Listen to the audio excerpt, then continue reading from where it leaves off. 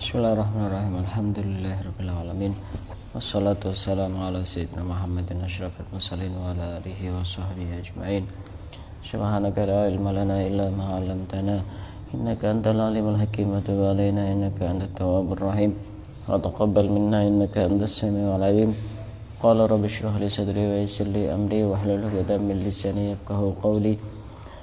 Nawaitu ta'alluma wa ta'lim wa ifadata wal istifadah wa tamasuk ala kitabillah wa sunnati rasulih wa du'a ila al-huda wa dalalah ala al-khair ibtigha amradatihi wa qurbihi wa thawabihi subhanahu wa ta'ala. Qala al-musannif rahimahullahu ta'ala wa nafa'ana bihi wa bi ulumihi wa amaddana bi asrarihi wa anwarihi wa nafahatihi fid dini wad dunya wal akhirah. Kita akan melanjutkan membaca kitab Wasailul Usul ila Syamailir Rasul yang dikatakan oleh Asy-Syaikh Yusuf bin Ismail An-Nabhani. Sekarang kita masih berada di bab yang pertama, dan sekarang kita masih berada di fasal yang pertama. Bab yang pertama itu dibagi menjadi dua. Yang pertama menjelaskan tentang nasabnya Rasulullah, yang kedua menjelaskan tentang nama-nama Rasulullah. Akan saya ulang kembali sedikit membaca fasal yang pertama. Al-fasul awal fi nasabihi syarifi sallallahu alaihi wasallam.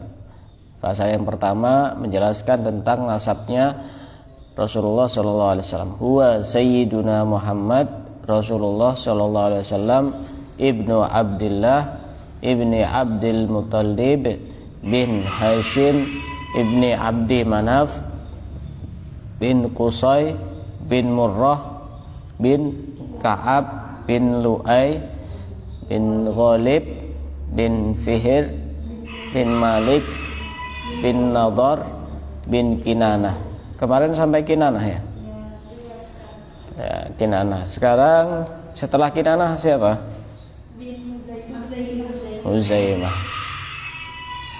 Huzaimah. Ini berarti apa? Yang keberapa ini ke atasnya itu?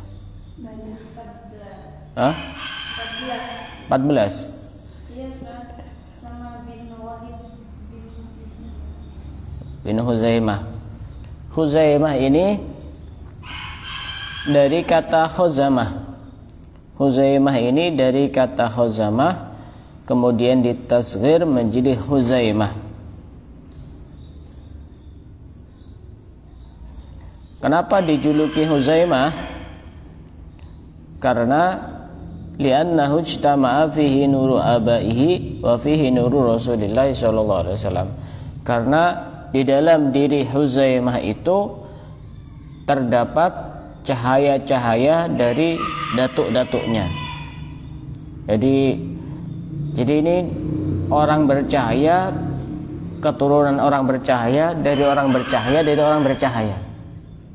Jadi datuk-datuknya Sayyidina Huzaimah ini orangnya bercahaya. Abahnya bercahaya, kakeknya bercahaya, buyutnya bercahaya, sehingga cahaya itu melekat pada diri Huzaimah. Dan juga di samping itu wa fihi nuru Rasulillah. Di dalam wajahnya Sayyidina Huzaimah itu terdapat cahaya Rasulullah. Ini kan aneh. Kalau misalnya ada orang kemudian dia punya cahaya, disebabkan karena cahaya itu warisan dari orang tuanya atau dari kakeknya atau dari daduknya, itu wajar kan ya, karena sudah ada. Nah ini ada cahayanya itu justru dari cahayanya Rasulullah. Ini kan aneh. Makanya memang keturunan orang luar biasa. Anaknya macan ya jadi macan. Makanya kita itu tidak boleh gampang-gampang menghina putranya seorang tokoh besar. Iya memang sekarang mungkin bisa jadi dia itu seakan-akan jauh dari tuntunan datuk-datuknya, tapi bisa jadi dia berubah drastis.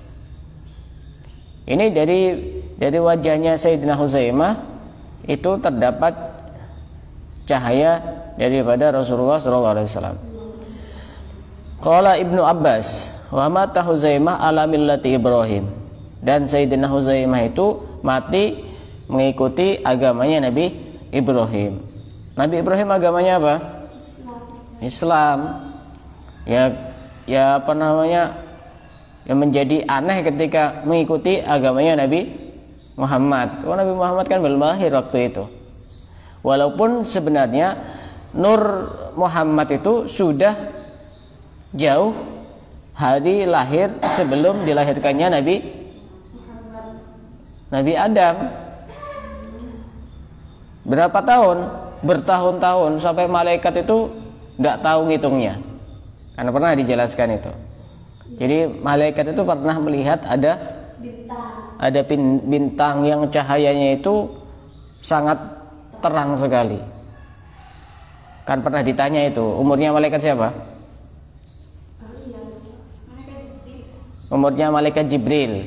Umurnya malaikat Jibril pernah ditanya, berapa umurmu wahai malaikat Jibril? Saya tidak tahu umurku berapa. Cuma saya itu pernah melihat ada bintang yang begitu sangat bercahaya, dan itu terjadi muncul lagi itu sekitar 70 tahun, dan itu sudah muncul sampai 70.000 kali. Nah, maka itu jadi bingung malaikat Jibril karena tidak pernah belajar matematika. Dan ternyata cahaya itu adalah cahayanya Nabi Muhammad. Kemudian yang berikutnya bin Huzaimah bin Mudrikah. Bin Mudrikah ini juga bukan nama asli. Nama aslinya adalah Amr. Tahu nulisnya Umar dan Amr? Bukan. Kalau nulisnya pakai bahasa Arab, kalau Umar itu ain mim ro, itu Umar. Kalau Amr ain mim ro wawu, itu Amr. Itu bacanya itu Amrun, Amr. Kalau orang tidak pernah belajar ya dibaca Umar semua. Ada wawunya. Kalau Amr itu ada wawunya setelah ro. Kalau Umar tidak ada wawunya setelah ro. Kenapa dijuluki Mudrikah? Liidrakihi kulla izzin wa fakhrin kana fi abaihi. Karena Sayyidina Mudrikah ini dia mendapati keagungan-keagungan dan kemuliaan-kemuliaan yang ada pada datuk-datuknya. Jadi datuknya itu mulia begini, punya kemuliaan ini, punya keagungan ini, punya keistimewaan ini. Itu semuanya menurun kepada Sayyidina Mudrikah. Adroka itu mendapati, mengalami, mendapatkan, sehingga dijuluki Mudrikah, walaupun sebenarnya nama aslinya Amr. Wa kana fihi nurul Mustafa dhahiran bayyinan. Lagi-lagi ini sama ciri-cirinya. Di dalam diri Sayyidina Mudrikah itu terdapat nur Rasulullah SAW sangat tampak sekali. Sangat tampak sekali. Padahal ini sudah jauh kan ya. Kok aneh sekali ketika ada sekelompok orang mengatakan orang tua Nabi itu masuk neraka. Tidak usah orang tuanya Nabi, ini sudah sangat jauh tingkatannya. Masih ada tanda-tanda cahaya daripada Rasulullah SAW. Saya tidak bisa membayangkan ya kok orang-orang dulu itu tahu, oh ini ada cahayanya Rasulullah. Dari mana taunya? Begitu. Berarti memang Nabi Muhammad ini bukan hanya dikenal oleh malaikat, tapi juga orang-orang pada saat itu sudah banyak mengenal Nabi Muhammad, mungkin dari kitab-kitab yang sudah diturunkan oleh Allah, semisal kitab Taurat ataupun kitab Injil, ataupun mungkin bisa jadi kitab Zabur, sudah dijelaskan ciri-cirinya seperti ini, cahaya yang seperti ini, nanti dia itu akan terlahir dari orang yang punya cahaya yang ciri-cirinya seperti ini. Mungkin seperti itu mungkin. Menurut pemahaman saya. Jadi luar biasa sekali. Datuk-datuknya Rasulullah itu luar biasa sekali. Bin Mudrikah. Kemudian bin Ilyas. Ya. Bin Ilyas. Ini beliau itu kenapa dinamakan Ilyas? Ilyas itu sebenarnya asal kata dari Ilyas itu artinya putus asa. Putus asa. Ilyas itu putus asa. Kenapa dinamakan Ilyas? Li'anna abahu kabura walam yulad lahu fawalada alal kibari wal ya'si. Karena orang tuanya ini melahirkan Ilyas ini dalam keadaan sudah sangat tua. Artinya orang itu mengatakan ini kayaknya sudah tidak mungkin punya anak. Tiba-tiba lahirlah anak, kemudian dinamakan Ilyas.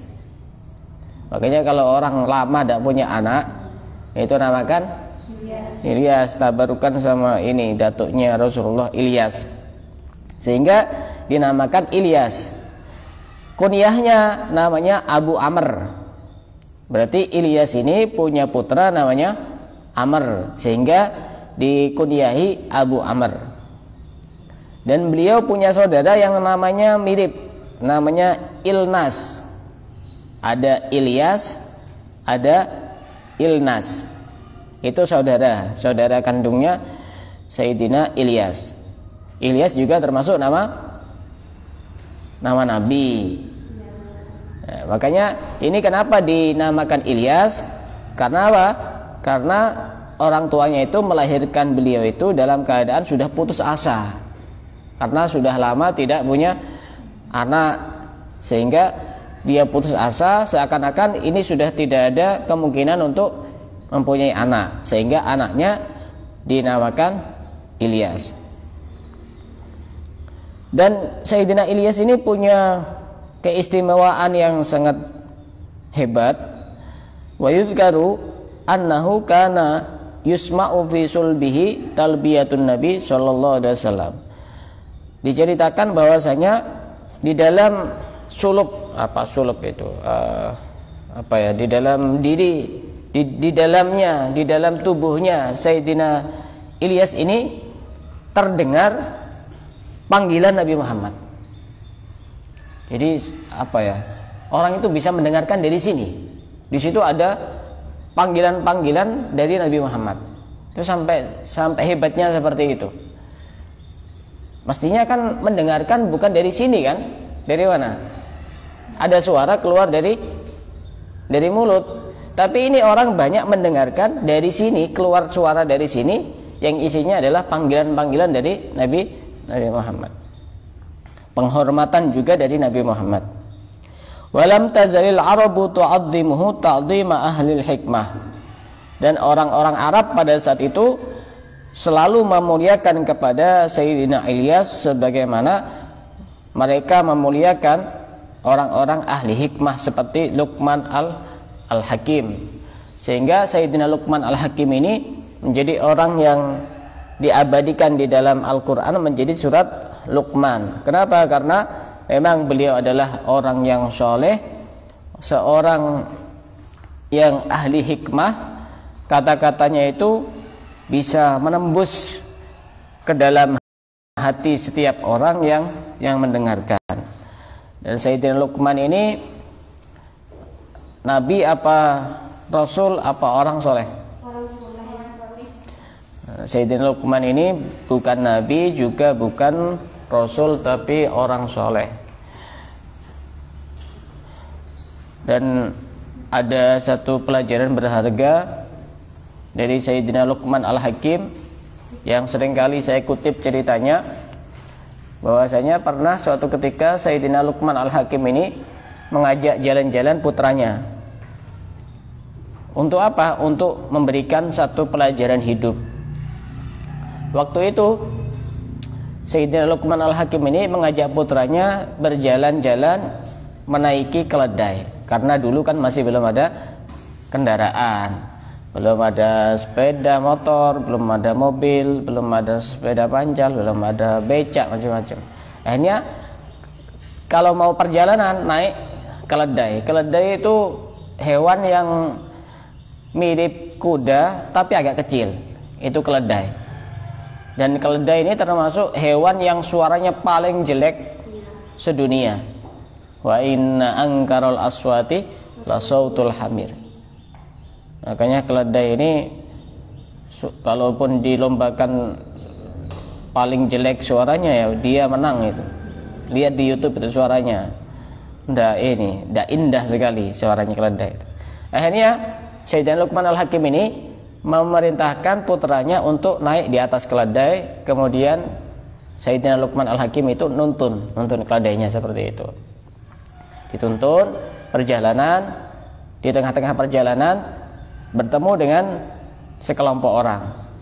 Akhirnya sekelompok orang ini komen kepada Luqman Al-Hakim dan putranya, itu anak kok kurang ajar, itu tidak punya tata krama, tidak punya sopan santun. Masa anaknya di atas, bapaknya di bawah? Itu kan tidak sopan, itu kurang ajar. Salah apa salah? Salah apa salah? Salah kan, menurut orang itu kan salah ya. Akhirnya anaknya turun, bapaknya naik. Luqman itu naik di atas keledai, jalan lagi. Ini sebenarnya Luqman Al-Hakim ingin memberikan satu pelajaran hidup. Luqman Al-Hakim naik di atas keledai, anaknya nuntun, berjalan lagi, ketemu orang lagi. Jadi komen lagi sama orang, itu orang tua kok tidak punya rasa kasihan sama anaknya. Masa yang besar di atas, yang kecil di bawah? Salah lagi. Kemudian akhirnya apa? Kedua-duanya naik. Jalan lagi. Di tengah-tengah perjalanan ketemu sama orang lagi, dikomen lagi. Apa komennya? Itu orang tidak punya rasa kasihan sama keledai. Masa keledai satu kecil kok dinaiki dua orang? Itu apa, tidak punya kasihan, tidak punya rasa kasihan sama keledai. Akhirnya apa? Ada pilihan yang berikutnya, kedua-duanya turun. Setelah kedua-duanya turun, jalan lagi, ketemu orang lagi, dikomen lagi sama orang-orang itu. Apa komennya? Itu kok ada orang gila, apa fungsinya keledai kalau tidak dinaiki? Anggap kayak ada orang punya mobil sudah lengkap semuanya, bisa jalan tapi didorong. Didorong masa dituntun mobil. Kalau sepeda dituntun. Itu sebenarnya Sayyidina Luqman Al-Hakim ingin mengajarkan satu pelajaran hidup kepada anaknya. Kalau kita ngikuti apa kata orang, tidak mungkin selesai. Ada saja pokoknya. Kita sudah merubah seperti ini, dikomen lagi. Sudah merubah seperti itu, dikomen lagi. Omongan orang itu bukan menjadi ukuran. Yang penting apa yang kita lakukan itu sesuai dengan aturan yang sudah ditetapkan di dalam agama, aturan yang benar, tidak melawan kepada hal-hal yang salah. Ya sudah, urusan orang itu ngomong ya terserah mereka, itu kan mulut-mulut mereka. Anjing konggong, biarkan anjing menggonggong, kafilah berlalu. Ya anggap saja itu anjing, biar tidak ruwet-ruwet itu hidup itu. Dibully sedikit sudah susah. Kan ya? Ya memang manusia seperti itu.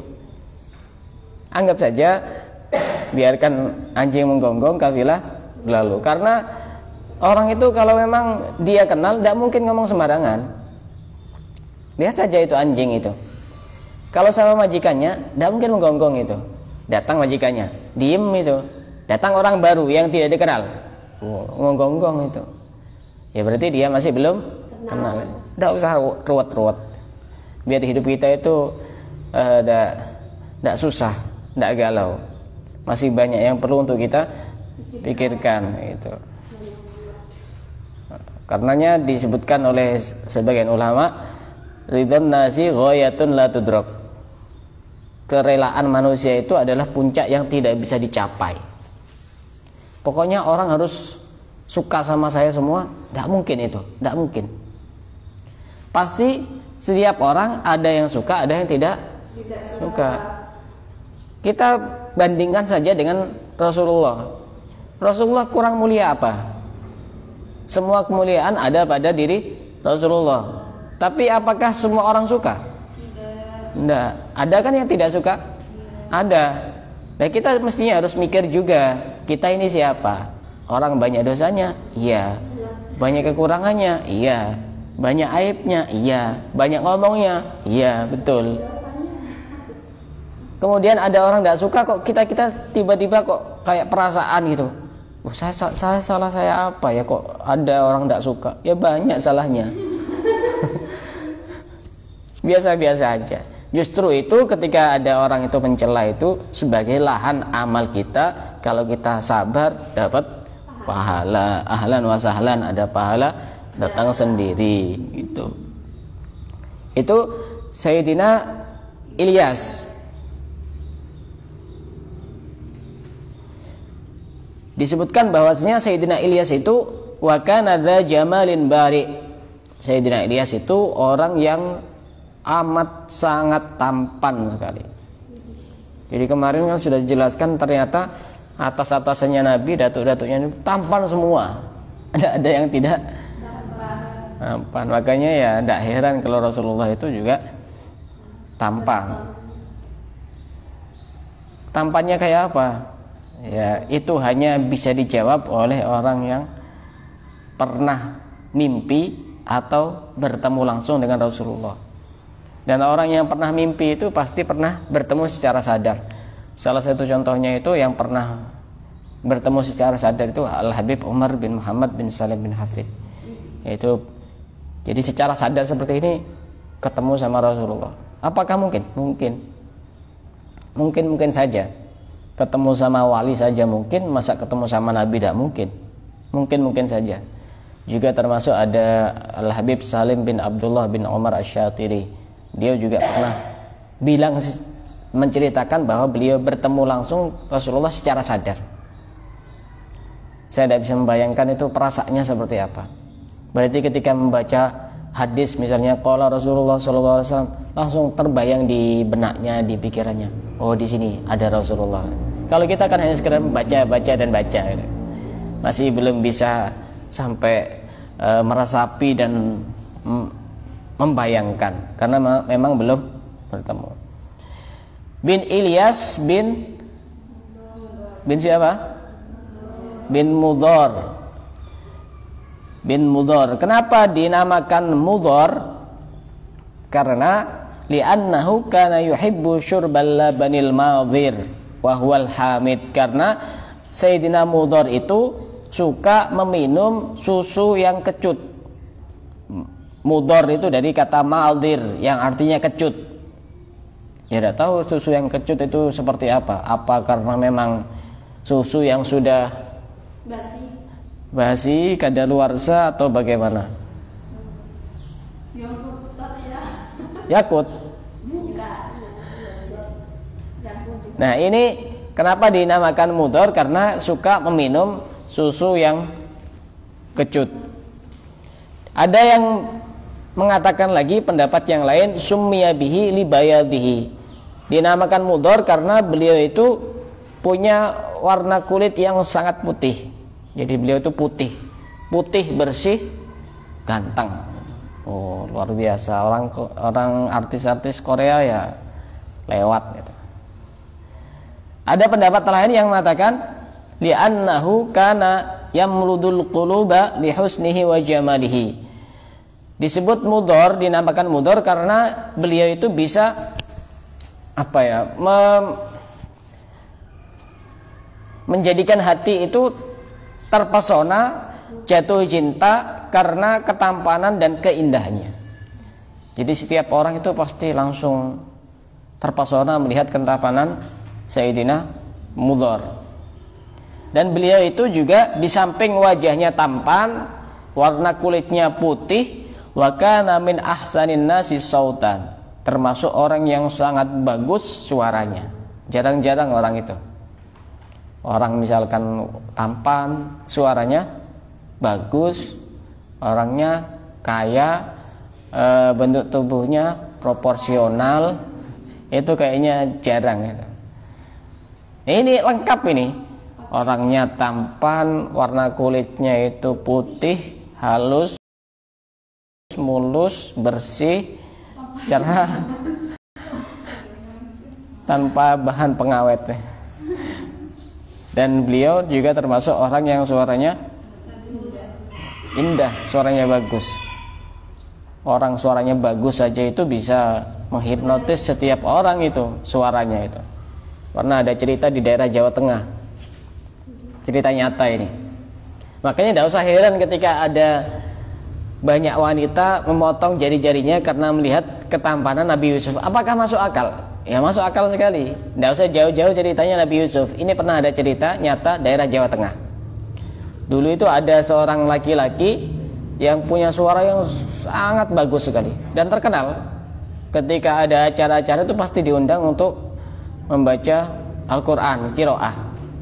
Sehingga waktu itu masih belum ada kompor gas seperti sekarang ini. Jadi kalau masak itu ya pakai apa? Kalau istilah orang sini tomang ya. Tidak tahu kalau istilah orang Jember apa itu. Jadi apa yang terbuat dari tungku ya, tanah itu. Pakai kayu. Pakai kayu. Sehingga waktu itu kemudian disebutkan oleh pembawa acara itu. Acara yang berikutnya, acara yang kedua adalah pembacaan ayat-ayat suci Al-Quran yang akan disampaikan, saya lupa namanya. Tapi ini cerita terkenal nih.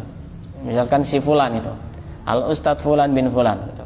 Kepada beliau kami persilahkan. Itu langsung baca Al-Quran. A'udzubillahi minasyaitonirrajim. Itu. Suaranya bagus tapi tidak kayak suara saya.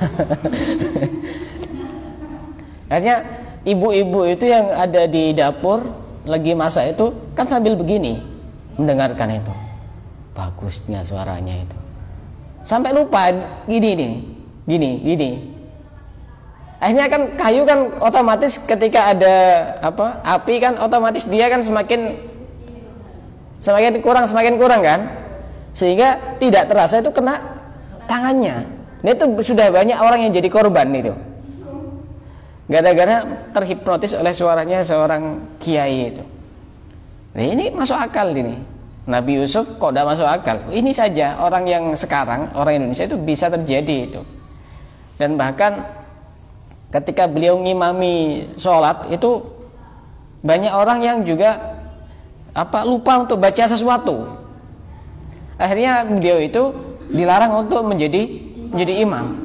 Jadi ketika beliau ngimami itu misalnya Bismillahirrahmanirrahim, Alhamdulillah, yang lain itu diem aja karena keenaan mendengarkan suaranya itu. Saya lupa namanya, daerah Jawa Tengah. Akhirnya beliau itu dilarang jadi imam. Tapi karena suara beliau masih tetap enak, akhirnya beliau itu kasihan karena banyak orang yang merasa anggap terdolimi. Karena beliau itu akhirnya giginya itu dicabut. Giginya dicabut karena kalau orang sudah tidak punya gigi gimana suaranya bagus? Bisa enggak? Kan kayak mbah-mbah itu kan ya. Suaranya bagus bisa enggak? Gigi kan pengaruh sama suara kan gigi. Nah, itu mungkin saja. Apalagi Nabi Yusuf ya sangat mungkin sekali. Itu bukan nabi, bukan rasul. Hanya orang biasa. Itu bin Mudhar. Kemudian bin Nizar. Ini bukan nama asli juga. Nama aslinya itu Khaldan. Nama kunyahnya, apa itu kunyah? Bukan. Kunyah itu apa ya istilahnya ya? Nama panggilan. Kunyah itu begini. Misalkan ada orang tua punya anak namanya Siti, anak pertama. Itu biasanya orang-orang nyebutnya Pak Siti. Nah itu namanya kunyah. Kalau Nabi Muhammad kunyahnya Abul Qasim, bapaknya Qasim. Kenapa? Karena anak pertamanya namanya Qasim. Jadi orang Indonesia itu menerapkan kunyah ini. Ini namanya kunyah. Kunyahnya itu Abu Iyad. Kenapa Abu Iyad? Karena dia punya anak namanya Iyad yang pertama. Ada yang mengatakan Abu Robi'ah karena dia punya anak namanya Robi'ah. Jadi nama aslinya Khaldan. Lalu kenapa kok dinamakan Nizar, dijuluki Nizar? Karena diceritakan waktu beliau lahir, kemudian ayahnya melihat kepada anaknya ini, wa nadhara abuhu ila nuri Muhammadin sallallahu alaihi wasallam baina ainaihi fariha farhan syadidan. Ketika anaknya lahir ini, orang tuanya melihat di antara kedua matanya ini ada cahaya Nabi Muhammad SAW, sehingga orang tuanya sangat bergembira dan sangat berbahagia. Saking gembiranya, wa nahara wa at'ama, sampai menyembelih hewan kemudian disedekahkan sebagai bentuk syukur. Kemudian mengatakan inna hadza kullahu nazrun qalilun, ini adalah hal yang sangat nazar. Nazar itu langka, makanya disebut nizar, karena waktu itu tidak ada bayi terlahir kemudian terlihat cahaya Rasulullah ada di antara kedua matanya, itu tidak ada, sehingga ini adalah nazar, nizar, langka, sehingga dinamakan, disebut nizar, walaupun nama aslinya adalah Khaldan. Wa kana ajmala ahla zamanihi wa akbarahum aqlan. Dan Sayyidina Nizar ini termasuk orang yang paling tampan pada zamannya. Tidak ada yang lebih tampan daripada Sayyidina Nizar. Ini orang yang paling tampan waktu itu. Tidak ada yang bisa menandingi. Yaitu sudah sesuai dengan kesepakatan para orang-orang yang hidup pada waktu itu. Wa akbarahum aqlan, dan orang yang paling cerdas. Tidak ada yang lebih cerdas daripada Sayyidina Nizar, karena ada orang tampan tapi tidak cerdas. Banyak. Iya, kadang-kadang orang tampan itu karena dia malas, akhirnya ya tidak pinter itu. Kadang-kadang yang pinter yang jelek. Jelek, hitam, hidungnya mancung ke dalam. Biasanya yang pintar-pintar kadang-kadang yang pas-pasan gitu. Pokoknya kalau perempuan itu cari pasangan yang sempurna itu susah. Pokoknya saya pengen yang ganteng, yang pintar, yang kaya, yang yang baik hati, yang suaranya bagus. Ya bisa. Kamu mati dulu cari di surga, itu ada banyak pilihan itu. Di dunia itu pasti setiap orang itu punya kelebihan dan kekurangan. Kata sebuah syair itu mengatakan, kalau kita pengen cari pasangan yang sempurna, maka kita akan menjadi orang yang menjomblo selama-lamanya. Karena tidak ada yang pasangan yang sempurna. Setiap pasangan itu punya kekurangan dan punya kelebihan. Kekurangan itu ditutupi dengan kelebihan pasangannya. Ini juga sama. Kelebihannya ini juga bisa menutupi kekurangan pasangannya. Justru kemukjizatan cinta itu ketika kita menerima segala kekurangan dan tidak meninggalkan. Itu. Kalau cari yang sempurna ya susah itu. Wa kana muqaddaman, dan Sayyidina Nizar ini termasuk orang yang dihormati waktu itu. Dan bahkan dihormati bukan kepada orang-orang biasa, tapi juga kepada raja-raja dan penguasa, semuanya hormat. Itu padahal datuk-datuknya Nabi Muhammad kayak apa itu? Semuanya lebih menyeluruh penghormatannya kepada Nabi Muhammad. Dan Sayyidina Nizar ini makamnya ada di daerah namanya Zatul Jaish. Ada di daerah mana itu? Qurbal Madinah, di dekat kota Madinah. Bin Nizar, kemudian bin apa? Mu'ad. Ma'ad, bukan Mu'ad. Bin Ma'ad. Kenapa dinamakan Ma'ad? Li'annahu kana sahibah hurubin wa gharatin ala Bani Israel. Karena Sayyidina Ma'ad ini orang yang sering berperang melawan Bani Israel. Dan ketika peperangan itu dipimpin oleh Sayyidina Ma'ad, maka pasti akan pulang membawa kemenangan. Wa kunyatuhu Abu Qudo'ah. Kunyahnya namanya Abu Qudo'ah, bapaknya Qudo'ah. Ada yang mengatakan Abu Nizar, bapaknya Nizar. Kemudian yang berikutnya, ini penting ya, nasab-nasab ini. Mungkin kalian sudah pernah hafal nasabnya, tapi mungkin tidak tahu secara mendetail satu persatu kan. Nah, ini mungkin pertama kali mendengarkan. Nanti akan saya cari referensi yang lebih lengkap lagi, karena beberapa kemarin ada yang masih belum dijelaskan. Bin siapa? Adnan. Kenapa dinamakan Adnan? Lianna a'yunal jinni wal insi kanat ilaihi wa aradu qatlahu. Karena mata-mata jin dan manusia itu banyak yang tertuju kepadanya dan ingin membunuhnya. Kenapa? Karena diprediksi bahwa nanti Adnan ini akan menjadi pemimpin dalam sebuah kelompok, dalam sebuah kaum, sehingga harus dibinasakan. Jadi jin itu juga bisa membunuh, juga bisa dibunuh. Jin itu bisa membunuh, bisa dibunuh. Makanya rata-rata orang itu kalau dia terkena sihir itu, para dukun-dukun itu ngirim jin di dalam tubuhnya, yang nanti dia itu otomatis sering sakit. Kalau sudah sakit, dia bisa mati. Dan biasanya praktek-praktek seperti itu, kalau harus sakit dulu lebih lama, itu biasanya bayarnya lebih mahal itu. Kalau ke dukun itu misalkan, Mbah, saya pengen orang itu harus mati. Pengennya berapa hari? 1 hari. 1 hari 5 juta misalnya.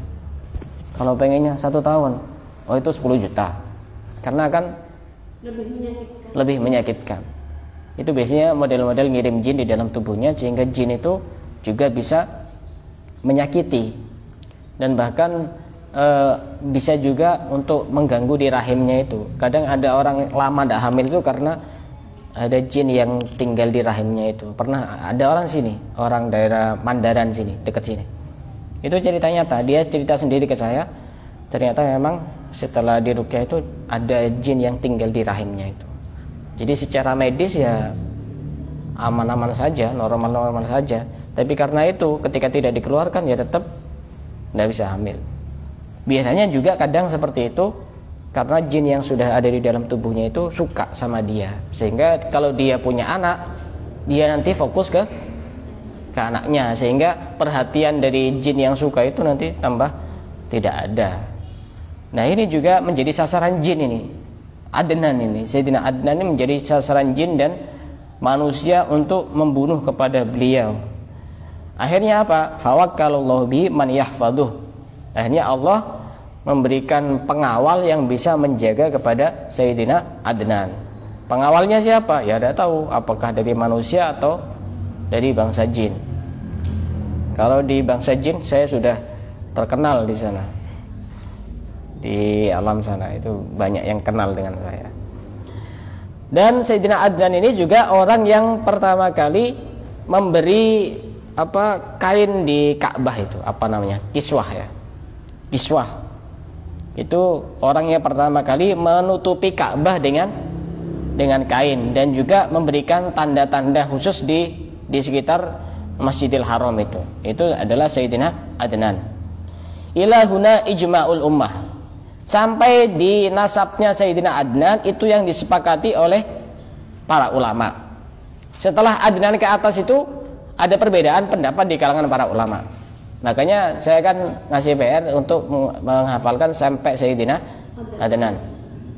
Wa ma ba'dahu ila adama la yasihu fihi syai'un yu'tamadu.